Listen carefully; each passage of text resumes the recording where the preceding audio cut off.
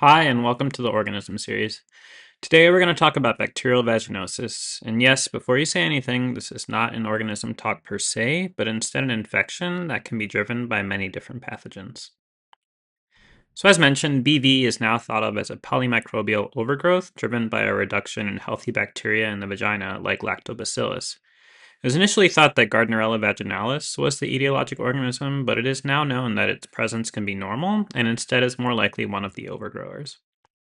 About 50% of women with BV are asymptomatic, but those who have symptoms usually present with vaginal irritation, thin and fish smelling discharge with a reasonably strong odor. Now, a couple of important facts to remember about BV. It's been shown to be associated with premature labor and chorioamnionitis, so it's important to identify a diagnosis in pregnant women. This is not a conventional STI, but it does increase the risk of other STIs and does not typically occur in the prepubertal host without sexual activity. Thus, if diagnosed, abuse may be suspected. Diagnosis is often based on meeting at least 3 of the AMSL criteria, but these can all be assessed with a couple of slides, a microscope, and some pH strips.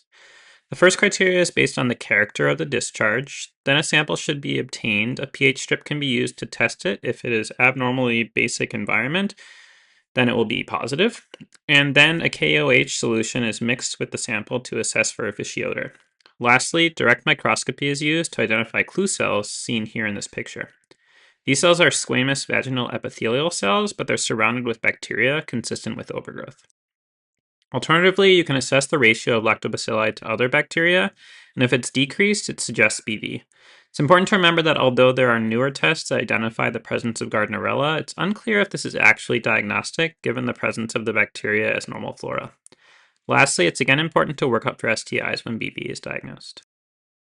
At this time, screening for asymptomatic patients is not indicated and is generally not recommended. Treatment choice is dictated by risk of teratogenic effects on a potentially pregnant host. If the host is not pregnant, oral metronidazole or tinidazole work well and are tolerated well. However, if the patient prefers topical agents, those are also an option. It's important to recommend abstaining from sexual activity during treatment, but since it's not a true STI, there's no need for partner treatment. If the patient is pregnant, you can use PO, Clinda, or metronidazole, but you should avoid tinidazole due to teratogenic concerns.